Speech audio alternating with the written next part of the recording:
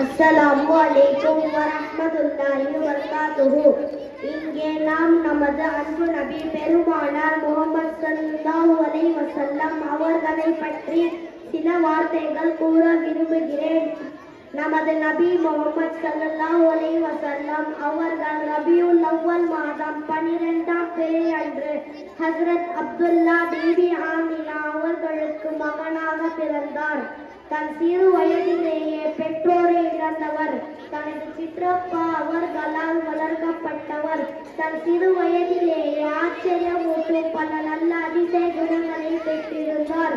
கூறிய சிந்தனையும் அமைதியான ஆழ்வை குணமும் கொண்ட நமது நபி முஹம்மது ஸல்லல்லாஹு அலைஹி வஸல்லம் அவர்கள் தனது 40வது வயதில் அல்லாஹ்வின் இறுதி தூதராக நபி பட்டம் பெற்றார்.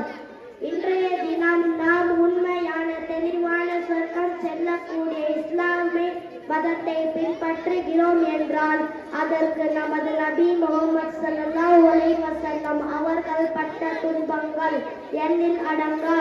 தன் மீது கற்களை வாரி வீசியவர்களையும் சபிக்காத நல் உள்ளம் கொண்டவர். துன்பங்கள் அனைத்தையும் தன்னில் கொண்டு எளிய வாழ்க்கை முறையை கடைபிடித்தவர். நாம் ஒவ்வொருவரும் இம்மையிலும் மறுமையிலும் வெற்றி பெற வேண்டும் என்றால் அதற்கு நமது நபி முஹம்மது ஸல்லல்லாஹு அலைஹி வஸல்லம் அவர்களின் சுன்னத்தான வாழ்க்கை முறையை நேசித்து பின்பற்றுவோமாக. ஆமீன் என்று அல்லாஹ்விடம் வேண்டி விடை பெறுகிறேன். நன்றி. அஸ்ஸலாமு அலைக்கும். மாஷா அல்லாஹ்.